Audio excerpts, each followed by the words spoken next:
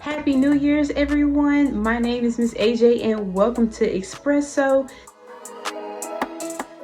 This channel and these episodes are tailored to career development, entrepreneurship, insights, education, and things like that. So today we're going to be talking about the 5 things you should prepare for in order to apply for jobs. Number 1, review your resume. So according to Indeed, you should be updating your resume every 6 to 12 months. I highly encourage those that are currently in entry-level roles to start updating their resumes as soon as they start their new jobs. For me personally, I have been up for promotions or have been looking for new jobs, and I have been ill prepared because my resume was super outdated, to the point to where it still had stuff from my high school, and I graduated in 2012. We want to make sure that you are prepared for those new opportunities that's coming in 2022. We don't want to have a job that's there that has our name on it. We've worked so hard for it, and then we miss the deadline because we forgot to update some things, and it's so overwhelming. I understand because I work with a lot of people that's like that. So just make sure that you update that resume. You can even go online to my website, www.resumetailerllc.com, and we can get you set up to get those resumes edited and revised, okay? Next thing to do before applying is read the job descriptions carefully. According to research, 90% of candidates don't actually read the job descriptions, and 85% don't have the core skills to do the job. You guys, this is very scary because a lot of times I work with a lot of people whenever I do and revise resumes and even interview coaching, LinkedIn pages. I always ask them, send me a job description with your resume just to have an idea of where you're trying to apply to. And instantly I can tell if someone is qualified for the job, underqualified, or overqualified even. So it's very important for you to understand what that company is asking you to do in a particular role before sending in your application. You might get a bite, you might get an interview, but it doesn't make sense to waste your time if you're not even qualified to do what they're asking you to do. That leaves me to number 3, research the company. So did you know that 36% of applicants will not move on with a company without any information found about them? Don't get me wrong, money is where it's at, and a lot of places have this huge amount of money that they're giving to people that can do a job.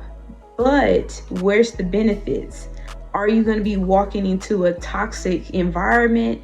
Do you even know who's the hiring manager, who's running everything? So it's good to do some type of research or anything like that. Whether you're online, you're on LinkedIn, which is also a very good place to start, by the way. You know, you want to make sure that you have an understanding on who you're applying to or dedicating your time to. So number 4 is updating your social media.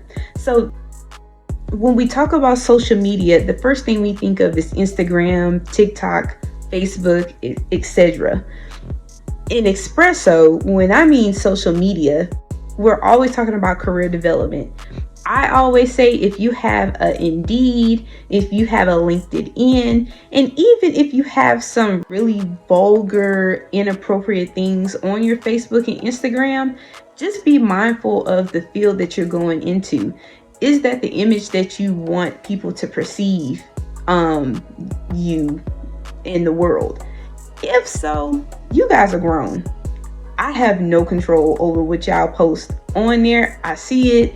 It doesn't faze me, but a lot of people on social media, a lot of people that do a lot of hiring, they will be looking at that to pretty much grade their candidates. Just a few facts to kind of get you guys to understand how serious this is. Over 84% of organizations are recruiting via social media. 85% of employers said social media helps them fill job openings, and 50 million companies have a presence on LinkedIn. I honestly, like I said, I can do a whole segment on LinkedIn, but for the purpose of this countdown, I would say just go ahead and update that social media while you still have some time to do that before you start applying to places. And so finally, I would say go ahead and invest some time in getting a cover letter. So a cover letter is usually optional for a lot of applications. I like to highly encourage that for my education, people that's in the field, in that career. All the jobs that I've applied to, probably 3 out of maybe 10 employers reached back out to me. They were very impressed in my credentials and my resume. It invited them to actually see who I was. I even had people look through my LinkedIn, so these are things, this is something that I say to invest in, but if you do not, that's totally fine. You'll still get a call for an interview anyway. That's just my suggestion, seriously. So there you have it, folks. That was my 5 items that I would say to start doing or start working on before you start putting in job applications. If you do like this episode or you like this channel overall, definitely I highly suggest you subscribe to Expresso. This is a brand new channel. This is my first time on camera. I think I did pretty well with editing everything. If you have suggestions, please put that in a comment. You guys are amazing, and I cannot wait to start sharing more information like this in the future. So you guys, it's been well. My name is AJ, and you have a great day.